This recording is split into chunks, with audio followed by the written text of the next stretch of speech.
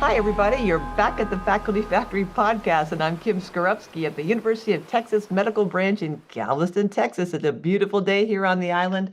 I am looking at a new colleague and friend and podcast guest, Dr. Kelley J. Slack. Hi, Kelley.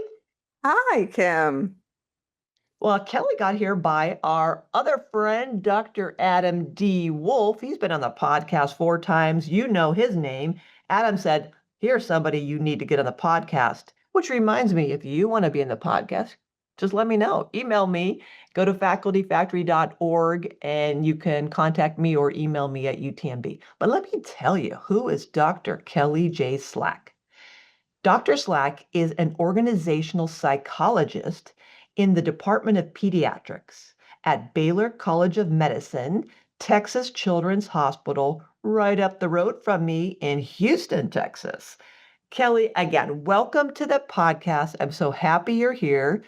You will be bringing us a conversational topic that we have never covered on the podcast oh my gosh, I think I started this, I don't know how many years ago now, 7, 8 years. We're over 360 episodes. So I'm so excited to learn something new. Thank you, thank you, thank you. And let's take it away. What are you bringing to us today, Dr. Slack? Thanks for having me on. I'm really excited to share this with you. We're going to talk today about neurodiversity, what that is, and how that plays out in the workplace in general. So, shall I start with just defining it? Sounds great. Yes. So to me, it's a term I first heard, golly, maybe 5 years ago, and I thought it's something in neurology or brain science, and I thought, well, I don't know what that means, and I'll like ignore it. But I've heard it more and more, and so I think it's great to have in our back pockets to understand as leaders and in academic health and how it's applying and playing out today. So this is going to be great. You lead the conversation. I'm a shut up for once. Okay. So neurodiversity is a relatively new term, as you mentioned. It actually started more as a human rights movement by a woman whose last name is Singer. And she's wanted to unite people with diverse neuro conditions so that they could advocate together and just really have their own tribe that they can feel as though they belong. And so, thus, it's a social construct.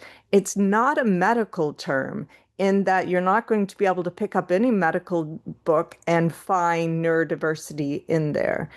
But at the same time, it's not a medical term in that it highlights the natural variation in human neurology. So it recognizes that we all have differences in cognitive strengths, we all have cognitive challenges, and that this range of cognitive functioning and this variation is what really has played a vital role in the flourishing of humanity. When we start looking at vocabulary a little bit more, then we make a differentiation between neurodiverse, neurodiversity, and here, when we're talking about neurodiversity, we're talking about everybody.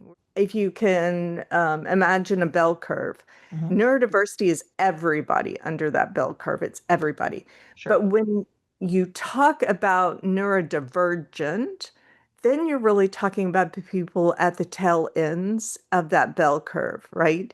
So these are the people who might be considered weird or different, right? Which are pejorative terms. So you don't want to use those, but that's how people often see someone who is neurodivergent as someone who is different, and different in our society often is seen as being bad, right? Mm. And so, first we want to do is differentiate between that neurodivergent and neurodiversity or neurodivergence. Those neurodivergence is everybody, right? And not just the weirdos at the end, right?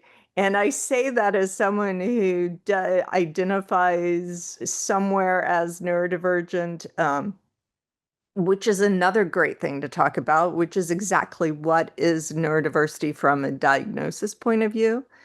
And there's a lot of evolution taking place, right? Since it is more of a social construct than a medical construct, and since it's fairly new, the term is evolving. And there's no one agreed upon definition of what's considered neurodivergent or not. It started out with being mostly neurological based learning differences, right? So it included things like the learning differences like dyslexia and dysgraphia, but it also includes the more common things like ADHD Mm, and autism. And as people have started to self-identify as neurodiversity, they've actually broadened the definition. And so a lot of times now you'll see people who have mood disorders who identify as neurodivergent. So from a medical point of view, should these be neurodivergent or not? That's a question that really I think can be answered, but it doesn't really matter. mhm. Because it really what this is one, it's a community, but also it's a way of categorizing people who may have more challenges at work or in life than other people. And definitely people with mood disorders have a few more challenges often than someone who doesn't have a mood disorder. So is it wrong to classify mood disorders as neurodivergent? I would say not. There's so much opportunity and way to learn as a leader and in this as professionals working with people who, as you say, self-identify, under learning ourselves to better manage ourselves and gaining greater insight into others to better manage those relationships. It sounds like it's emotional intelligence, just that awareness of Mhm. something is what it is. Yeah, it definitely can have an emotional intelligence component. You see that when you start getting into autism, for example, where they have there's a difference awareness of something that's going on. And there's actually this thing called a double empathy problem. If there's a mismatch, what the awareness is and what research is showing now is that it's the mismatch that is the issue. If you have two people who are considered neurotypical talking to one another, and that's another term, right? But you could probably figure out where fits in. If you have two people who have neurotypical brains and they're communicating, they understand each other, they speak the same language. But what they found is that two people who are neurodivergent talking to one another are also more likely to understand each other and speak the same language. So it the issues arise when there's a mismatch, when you have someone who speaks a more neurotypical language versus someone who speaks a more neurodivergent language, and understanding each other there is what the problem is. So that's what that double empathy Uh, problem is. okay, I'd never heard of that. Got it. It's new. I feel like it's both nuanced and not. So it's like I feel like I'm as you're describing this, gosh, I can think of so many instances where you're talking to someone and you're kind of both looking at each other, or you walk away and go like, "What was that?" Like, seriously? Yeah. I'm doing this with my hands and I'm like making them completely like miss each other. Like, how can we be so off in terms of my intentions and the impact of what I said and their intentions and their impact? Like, are we completely speaking foreign languages to each other? And in some instances, yes, we are. Yes. And it's Yeah. that awareness of pause, what's happening here, getting curious. And I always make a joke on the podcast about getting authentically curious and not Kim obnoxious curious when I was learning to be a coach.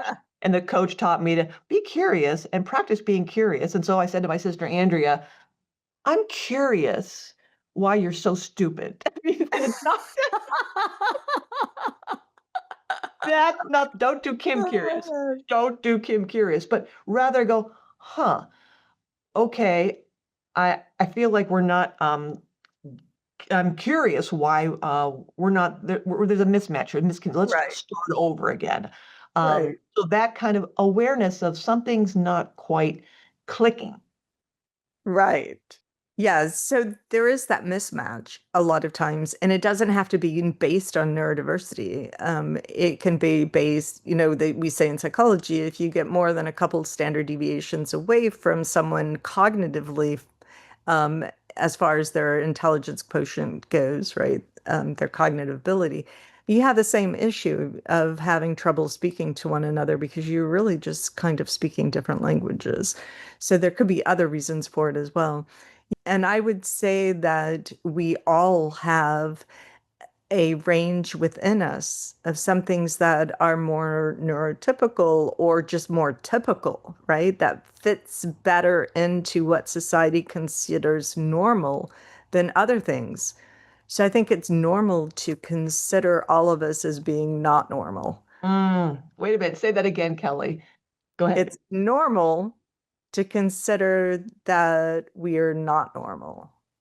That is so cool. I love it. I love those cool, profound ahas, especially with imposter phenomenon. I mean, I coach so many faculty members, leaders even, who have that doubt of what am I doing? And that to me kind of has an overlap with that. It's okay to like in my mind, I have this normalized stereotypical view of what it means to be a fill in the blank scientist, educator, physician, dean, Yeah. director.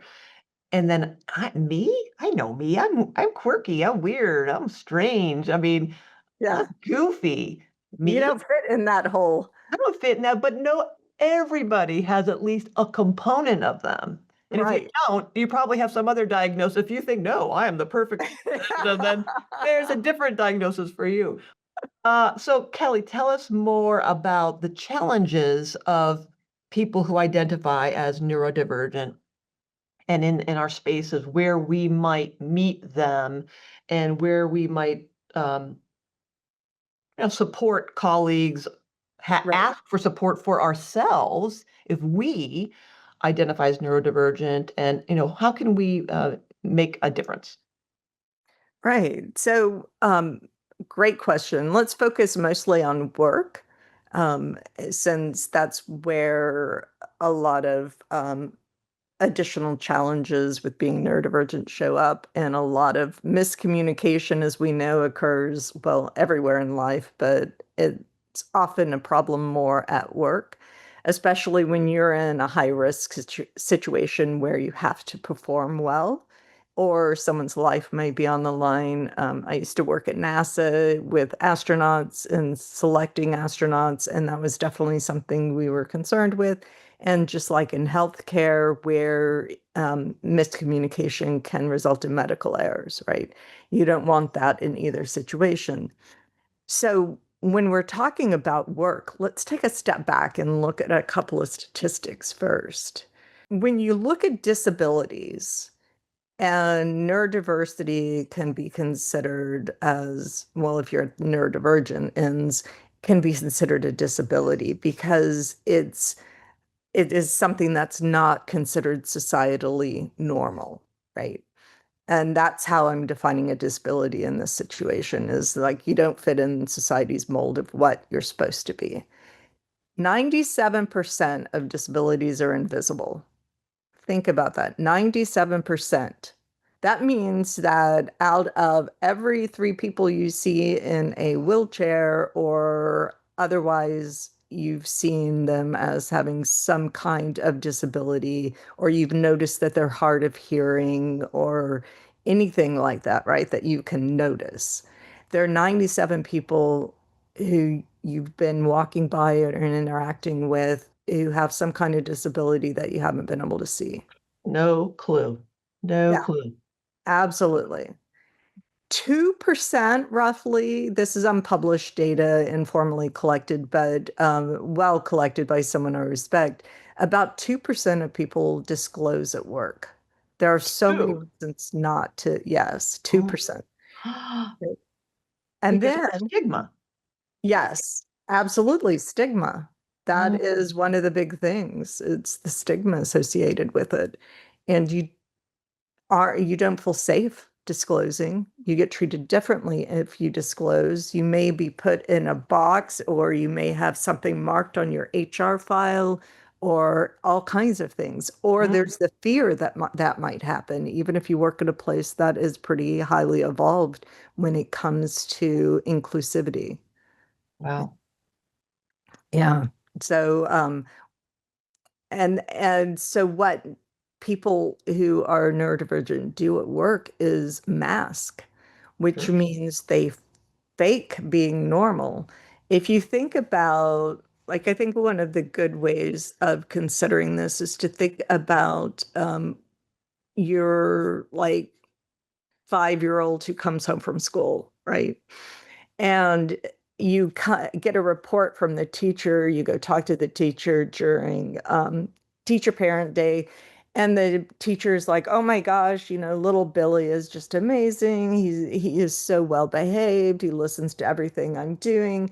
And you're thinking to yourself, is this my kid?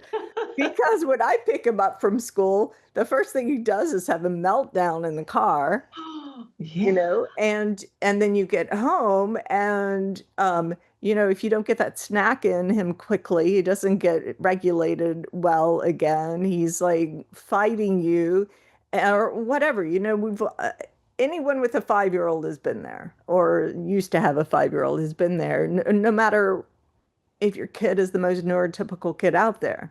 Yeah. Because what they're doing is they're learning how to behave the way society wants them to.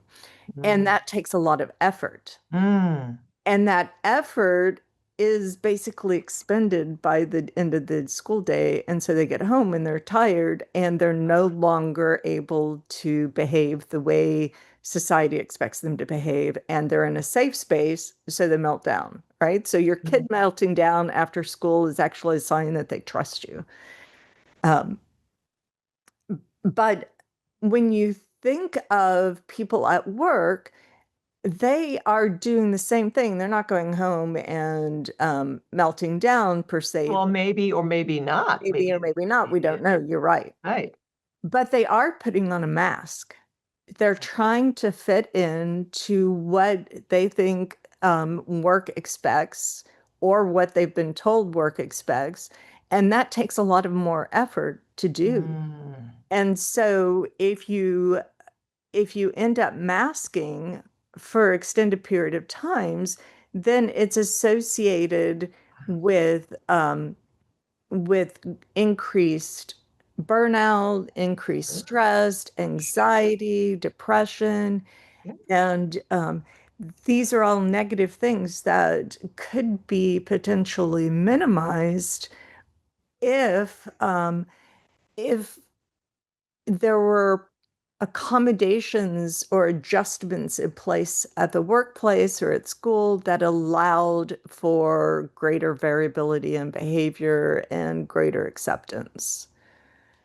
So, yeah, Dr. Slack, this is just fascinating and so juicy, this whole conversation.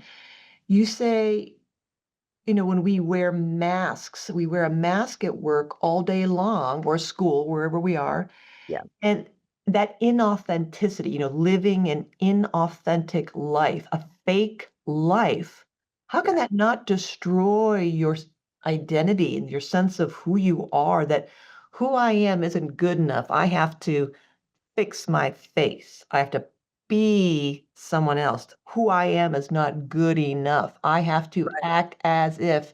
And so I envision, and I can absolutely understand how draining mental load, talk about mental load of having to be fake all Yeah, day long. And yet, I'm a sociologist by background. I'm recalling Irving Goffman, the dramaturgical approach, and this idea that we all wear masks we every do. day. Normally, naturally, when I determine what, my day is gonna look like, some days I'll just wear a nice pair of stretchy pants and a pullover and flat shoes, and my hair is kinda blah. Today, I'm all suited up because 'cause I'm making a big high level, presentation. So I'm in the mask I'm wearing is associate vice provost or whatever my title is. So we wear masks all day long naturally. The mom face, the dad face, the scientist, the physician face, the coworker face, the colleague, all the different faces and masks and hats we wear normally anyway. Right. I'm envisioning, Dr. Slack, that you'd say, yes, Kim, yes, and everybody does that. We behave and act differently depending on the situation. Absolutely. And Ab- the difference of when you layer on neurodivergence, I'm envisioning or imagining you're going to say, I'm not going to tell you what I'm imagining. What would you say to that? It's like a yes, and it's like, yes, Kim, of course. Because there are some people going, oh, suck it up, buttercup. We all do that. We all wear masks. We all are fake to some degree. What's Absolutely. the unique aspect of someone who has pretend mood disorder or whatever their challenges? How does that amplify or make that even more challenging? It's the degree to which the mask fits. Ooh, the degree to which oh. You wearing sweats versus you in this very nice suit that I noticed as soon as we started this. Um, the difference might be a level of comfort, but these are both personas that you have experience putting on, and you probably don't feel really a lot different. In fact, you may feel a little more professional or a little more confident giving your presentation when you're dressed in a suit than if you were standing up in front of all of these important people wearing sweats.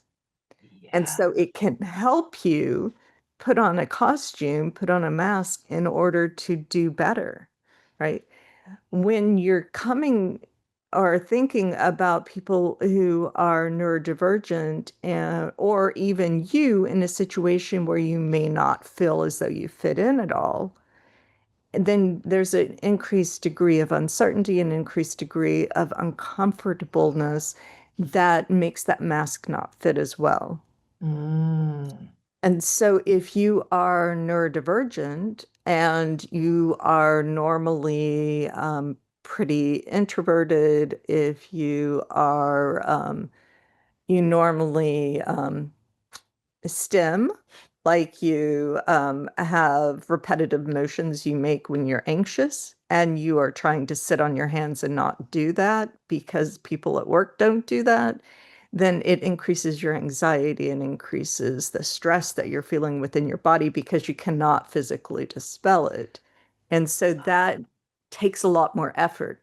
There's a thing called like a spoon theory, which is that they're the number of spoons that you have every day to be able to fit in, right?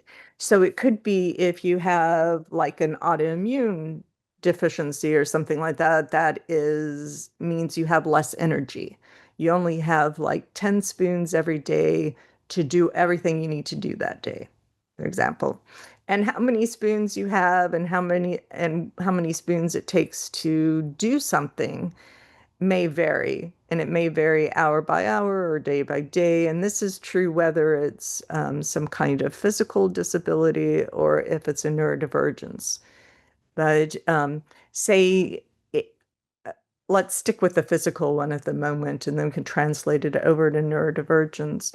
Say that it takes someone who has a like myasthenia gravis or something like that, right? Which is a weakness of the voluntary muscles. It takes them so many spoons to have the energy to get up and get dressed and walk and go to work. And so if they have a really active day, they spend more spoons throughout the day and they have to come home, and you may not see it, but they have to come home and go to bed because they have to regenerate, and they have to wait till the next day in order to get more spoons. When you think of neurodivergence and masking, it's kind of the same thing. It takes effort to mask, and the more uncomfortable you are in that situation, the more effort it takes, the more spoons it takes in order to fit in. And Mm. so you may need to have a quiet room where you can go in and recover for a minute. You may need to adjust the lighting in the room so that that's not also something that's taking away some of your energy, right? So Wow. there are different adjustments and accommodations that can be put in place that help not just the person who's using spoons more quickly, they help everyone. Wow. Fascinating. Fascinating. So if I am neurodivergent, I have to find that confidence to request I need to build in pretend in this instance, I need to build in time between meetings. Or if I'm at a conference, I need to go to my room. I need to kind of like chill and kind of get my bearings under me. I need to change the ambiance, the temperature, the lighting, the noise, whatever it is. I have to have the confidence to articulate my needs. And as a leader, I have to make sure I create relationships and environments that make it safe for people to say, "Hey, Kim, can we have a conversation about the way you schedule the blah, blah, blahs, or the way this space is laid out, or the way you run our meetings?" I need to make sure as a leader that people who work with me feel like they will not be, um, castigated, that it's not gonna be a bad thing. It's just like anybody who needs any other accommodations. If I have a visual impairment, I need a bigger monitor. I'm super tall, so I need my table to be raised or, whatever, whatever. It's just Yeah. that, openness to be able to say, "That's just a thing." And so it goes both ways. If I have these issues and needs and this is draining me and my spoons are gone by 8:30 in the morning, no bueno. We gotta fix that.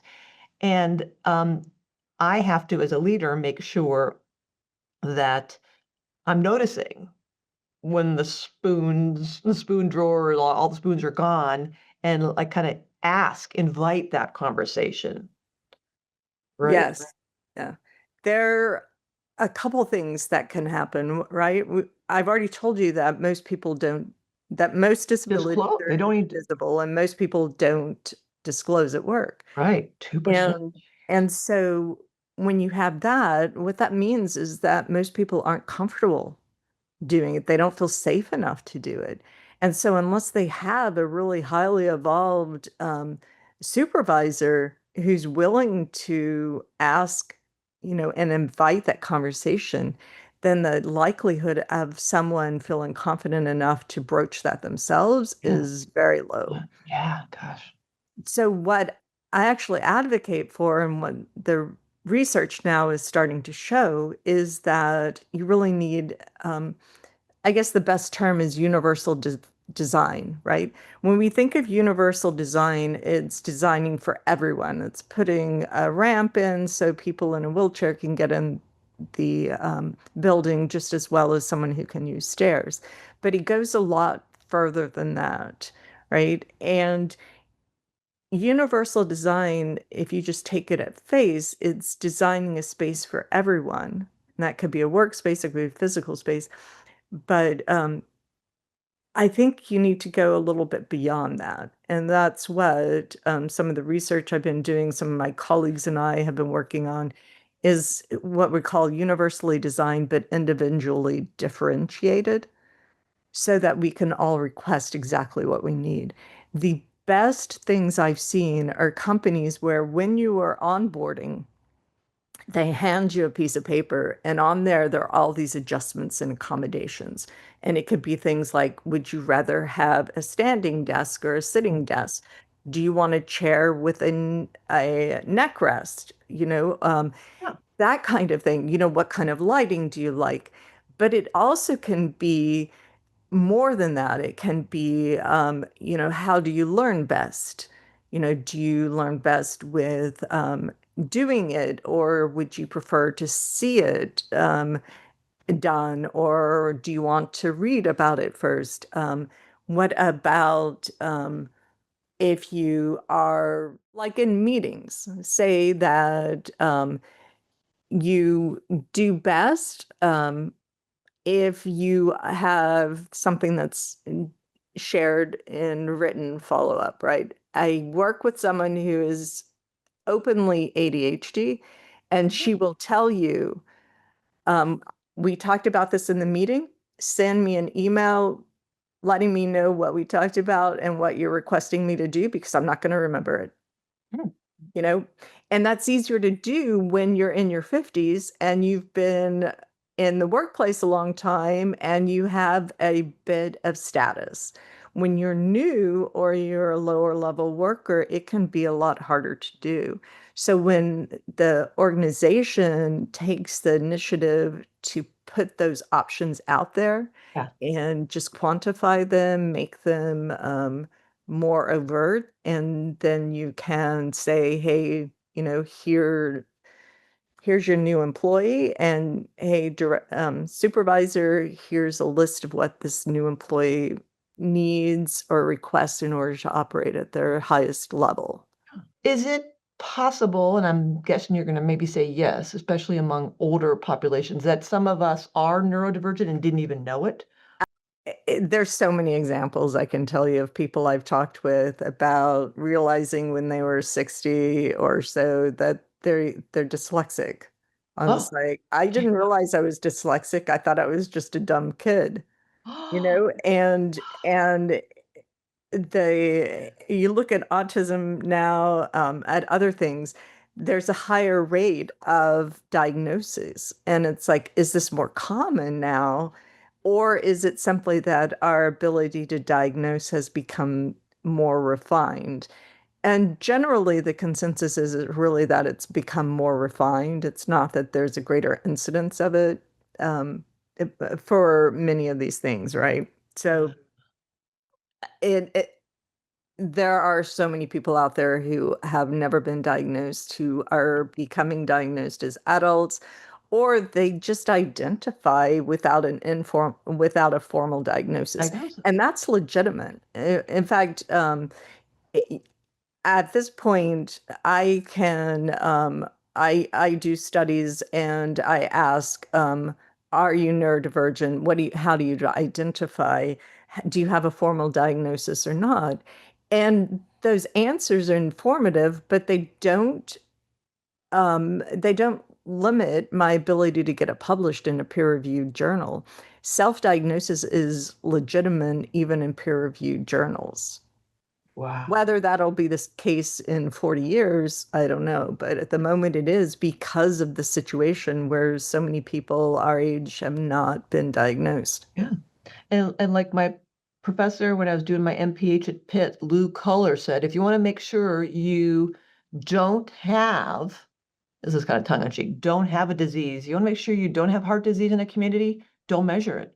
Just don't ever diagnose it. So the same thing if you say, well, we don't have that neurodiversity at my place because we don't measure it. That's a the That's good way to right. make sure you That's don't right. have it is don't measure it, don't ask about it, don't talk about it. You'd say, we don't have that here. Right. Then Absolutely. congratulations, you won't have it. That is so true. Oh, Dr. Slack, this has been such a great conversation. I know we both have a hard stop, and I always start a preamble with people like, we can just talk for 10 minutes, whatever you want, and inevitably, I think it's because of me and my motor mouth, but you are so fun. I've learned so, so much from you. Thank you so much, Dr. Slack. If you want to get in touch with Dr. Kelley Slack, her email address is Kelley.Slack,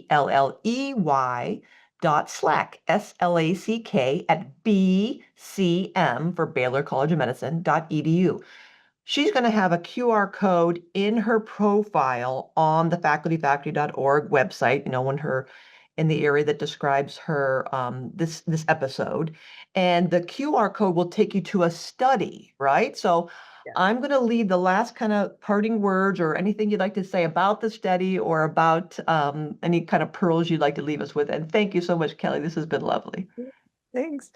So the study is looking at people in healthcare, and what we want to do is examine whether or not the triggers and manifestations of burnout in people who are neurodivergent in healthcare are the same as people who are neurotypical or different. Because that's never been looked at before, right? We've talked about burnout as an epidemic in healthcare, and here's some things that can be done about it, but are the triggers different? That's what we're looking at right now. Super cool. Again, Dr. Kelley Slack, thank you so much for being on the Faculty Factory podcast. Folks, check out her episode and her description in the facultyfactory.org, and maybe we'll get her back to talk about something similar because it's been such a great conversation. I learned so much. Thank you, Kelley. Thank you. I've had so much fun today. Thanks for tuning in to the Faculty Factory podcast. We are a faculty development community sharing tools to build academic leaders in healthcare. Maybe you want to be interviewed on the podcast? Please visit facultyfactory.org/contact and send me a message there. The Faculty Factory podcast and website is sponsored by the Office of Faculty Affairs at the University of Texas Medical Branch in Galveston, Texas.